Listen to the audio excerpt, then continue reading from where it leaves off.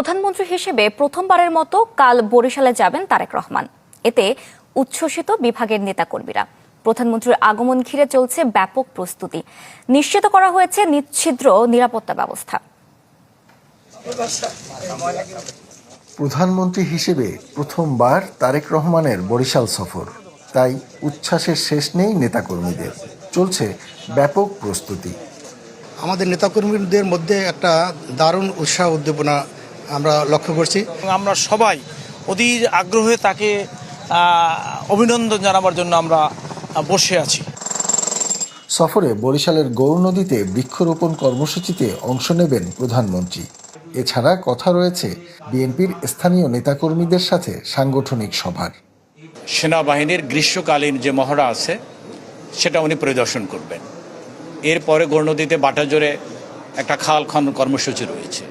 তারপরে বরিশালে বৃক্ষরোপণ কর্মসূচি রয়েছে। চারিদিকে সৌন্দর্যতা রক্ষা, পরিচ্ছন্নতা এবং শিল্পকলা একাডেমি, সেখানেও আমরা গিয়েছি। শিল্পকলা একাডেমিকে সেই প্রোগ্রামটা কীভাবে সাকসেসফুল করা যায় সেই ব্যাপারে আমরা কাজ করে যাচ্ছি। প্রধানমন্ত্রীর আগমন উপলক্ষে চলছে পরিষ্কার পরিচ্ছন্নতা।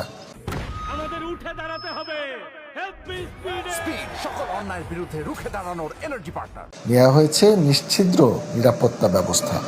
নিরাপত্তা সংক্রান্তে সেই কাজগুলো কিন্তু আমরা অলরেডি শুরু করে দিয়েছি এবং আমরা আশা করি মাননীয় প্রধানমন্ত্রীর আগমন অত্যন্ত সুন্দর হবে, নির্ঝঞ্ঝাট হবে। কনসার্ন সবাই আছেন, সকল রাজনৈতিক নেতৃবৃন্দরা আমাদেরকে সহযোগিতা করছেন। আমরা আশা করি খুব সুন্দর এবং সার্থকভাবে আমরা অনুষ্ঠানটি করতে পারবো।